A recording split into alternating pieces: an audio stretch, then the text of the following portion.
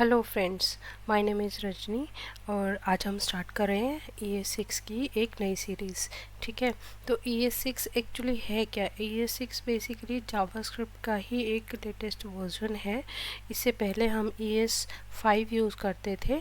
ठीक है, और उसके बाद जो लेटेस्ट वर्जन 2016 में रिलीज़ किया है दैट इज़ ECMAScript 2015 एंड इसको ES6 भी हम लोग बोलते हैं।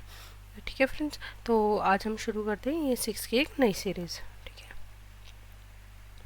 आज के वीडियो में हम लोग देखेंगे इसमें ES6 जो है उसमें कुछ नए सिंटेक्स आए हैं और नए वेरिएबल डिफ़ाइन करने के लिए दो नए कीवर्ड्स हमें दिए हैं, एक लेट है और एक कॉन्स्ट है। ठीक है, लेट और कॉन्स्ट देखेंगे और उनका हम स्कोप देखेंगे कि उनका स्कोप क्या होता है।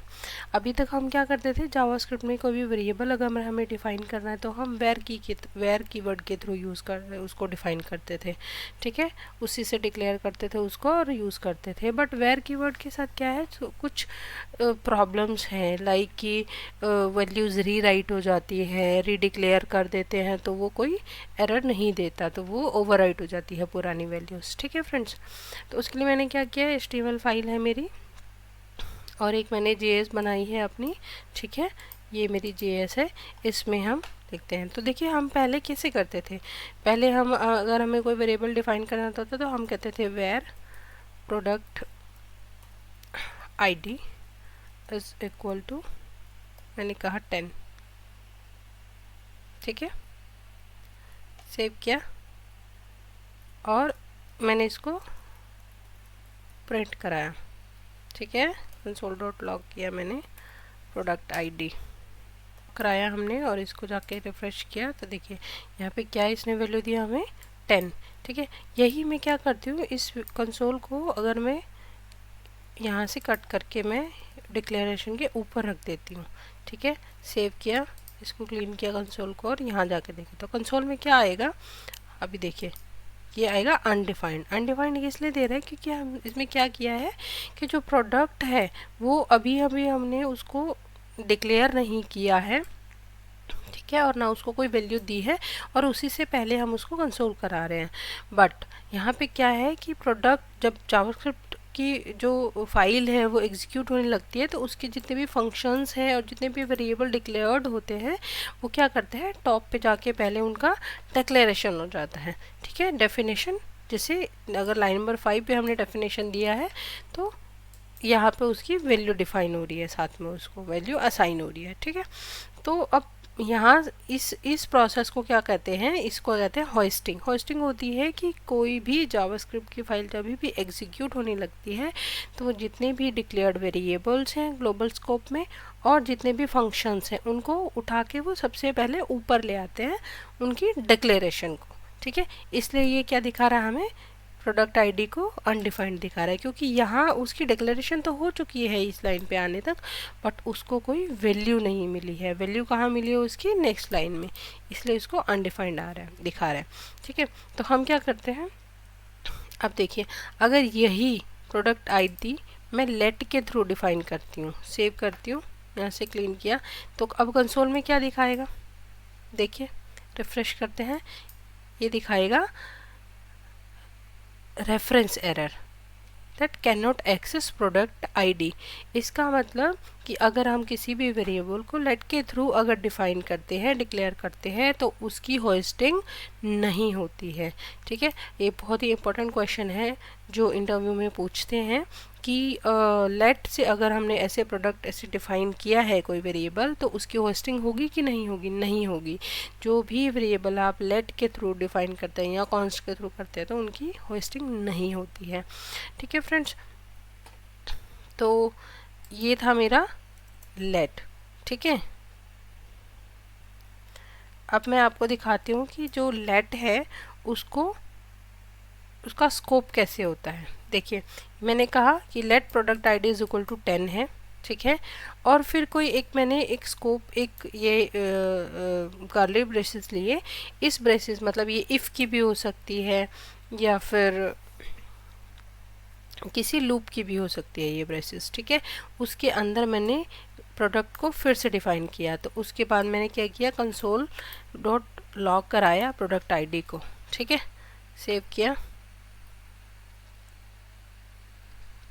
यहाँ से क्लीन करेंगे, ठीक है।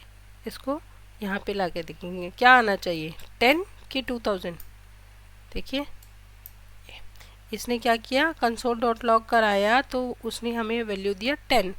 10 इसने इसलिए दिया कि यहाँ पे क्या था, ये जो ब्लॉक्स है, ठीक है, तो इसके अंदर जो लेट है ये वाला, ये वेरिएबल इस ब्लॉक के लिए लोकल वेरिएबल है, ठीक है।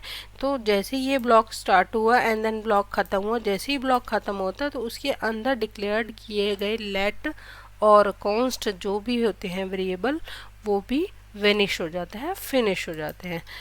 ऐसे अगर हम मैं यहाँ पे कंसोल लॉग करा के देखती हूँ, अगर प्रोडक्ट आईडी को,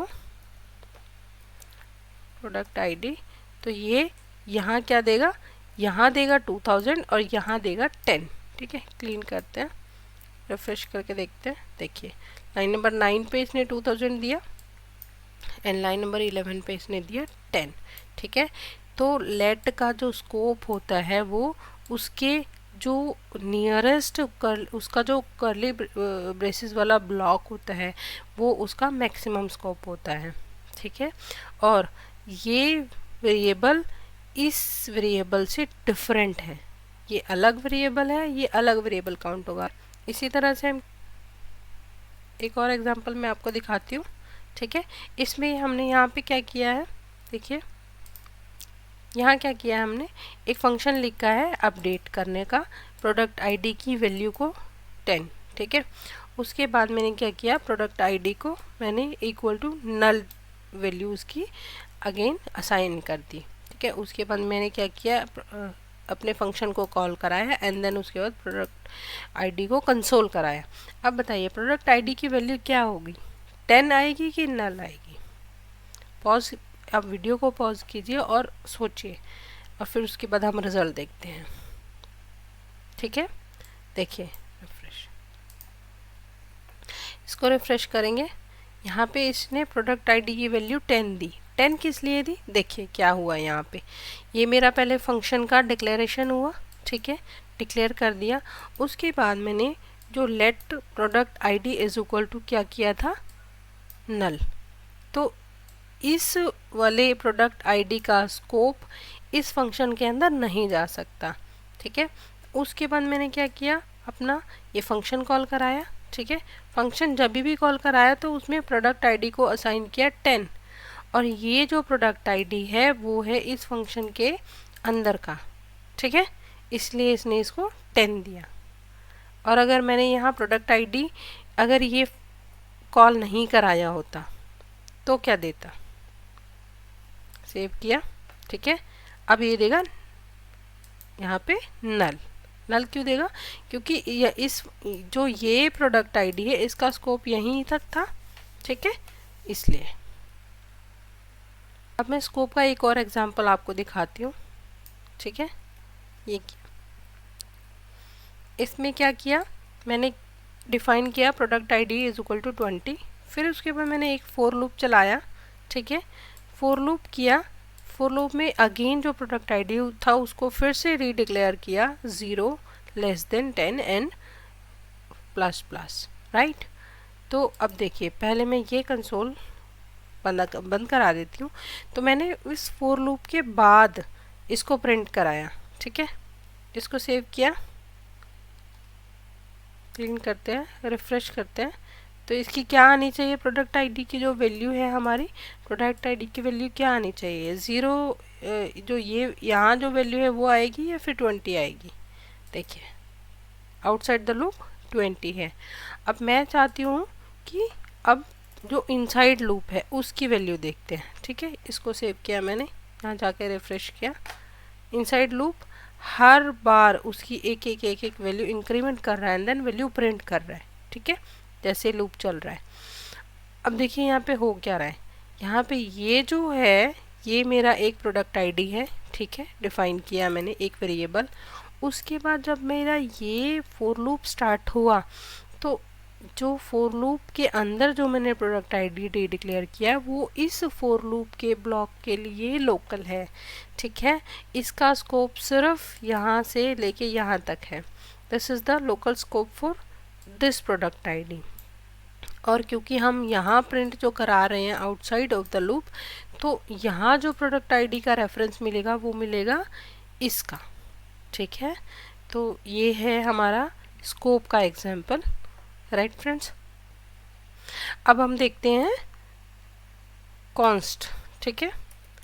कॉन्स्ट क्या होता है? कॉन्स्ट बेसिकली जावास्क्रिप्ट में हम यूज़ करते हैं कोई भी फिक्स्ड वैल्यू जब हमें डिफाइन करनी है, ठीक है। तो जिस वेरिएबल की वैल्यू चेंज नहीं होगी, बार बार एक बार रहेगी, फिक्स्ड रहेगी, उसको हम कॉन्स्ट से देते हैं। जैसे कि मैंने कहा प्राइस। जनरली हम जो वेरिएबल्स होते हैं उनको कैपिटल्स में नहीं उनका नेमिंग कन्वेंशन करते, बट क्योंकि कॉन्स्ट क्या है, कॉन्स्ट एक स्टैंडर्ड है और एक फिक्स्ड प्राइस का है, तो इसलिए ES6 में हम जितने भी कॉन्स्ट होते हैं उनका नेमिंग कन्वेंशन हम ऐसे रखते हैं कि उसका कैपिटल्स में रखते हैं, राइट। तो प्राइस इज इक्वल टू मैंने दिया 50, ठीक है। सेव किया एंड देन कंसोल कराया।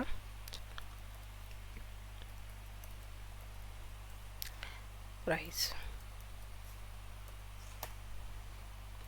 क्लीन किया, रिफ्रेश किया, देखिए प्रिंट कर दिया इसने, ठीक है।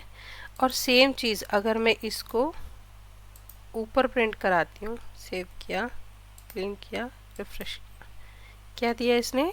वही रेफरेंस एरर जो हमने लेट के टाइम पे देखा था। इसका मतलब जो लेट और जो कॉन्स्ट है उन वेरिएबल्स की होस्टिंग नहीं होती है जावास्क्रिप्ट में, ठीक है फ्रेंड्स। ये हमने पहले भी देखा था। अच्छा, मैं क्या करती हूँ कि मैंने कॉन्स्ट को कोई वैल्यू शुरू में नहीं दी, बस ये किया, ठीक है। क्या किया? उसको डिक्लेयर किया, ठीक है। एंड देन उसको मैं कंसोल करा के देखती हूँ क्या कंसोल करेगा, अनडिफाइंड या कुछ और। पॉज कीजिए वीडियो को और सोचिए थोड़ी देर। चलिए अब देखते हैं ये करता क्या है, क्या प्रिंट करता है कंसोल में। देखिए सिंटैक्स एरर। सिंटैक्स एरर क्यों? क्योंकि आप कॉन्स्ट कोई भी वेरिएबल है उसे बिना वैल्यू के डिक्लेयर नहीं कर सकते। जब तक आप उसको वेरिएबल नहीं, उस वेरिएबल कॉन्स्ट वेरिएबल को वैल्यू नहीं प्रोवाइड कराओगे तो उसका जो सिंटैक्स है वो कंप्लीट नहीं होगा, ठीक है। तो जो हमने ये किया था और अब देखेंगे तो ये वैल्यू प्रिंट कर देता है, ठीक है। एक चीज़ और हम करते हैं कि मैंने कॉन्स्ट को वैल्यू दिया प्राइस 50, ठीक है। उसके बाद प्राइस को मैं कोई और वैल्यू देने का ट्राई करती हूँ, ठीक है। सेव किया, कंसोल, इसको कंसोल करा कर देखेंगे कि कॉन्स्ट की वैल्यू, हमने कहा था कि कॉन्स्ट की वैल्यू चेंज नहीं होती है, बट अगर बाय मिस्टेक हमने कभी ऐसा किया कि कॉन्स्ट मैंने डिक्लेयर किया, उसको वैल्यू प्रोवाइड करा दी एंड देन उसके बाद उसको रीअसाइन कर रहे हैं कोई और वैल्यू, तो ये क्या करेगा देखिए। असाइनमेंट ऑफ कॉन्स्ट, एक एरर आ गई हमारे पास, असाइनमेंट ऑफ कॉन्स्टेंट वेरिएबल नहीं पॉसिबल हो सकता, ठीक है। क्या एरर है कि अगेन हम असाइनमेंट कर रहे हैं किसी वेरिएबल का, ठीक है। ओके, तो एक चीज़ और हम करते हैं। अच्छा, अब मैं आपको स्कोप का दिखाती हूँ इसमें कि स्कोप कैसे होता है, ठीक है। कॉन्स्ट का जो भी स्कोप है वो कैसे होता है। इफ़ मैंने कहा प्राइस इज़ ग्रेटर देन 10, तो क्या करें? Again const price is equal to 10। अब देखिए आप क्या कहेंगे कि वापस से प्राइस को फिर से रीअसाइनमेंट करें। एक कॉन्स्ट तो हमने दे ही रखा है यहाँ पे, इस कांस्टेंट वेरिएबल को हम वापस से असाइनमेंट क्यों दे रहे हैं? और क्या अगर दे रहे हैं तो ये एरर थ्रो करेगा? देखिए अब चलो देखते हैं कि क्या करता है। वैल्यू क्या प्रिंट कराई इसने 50।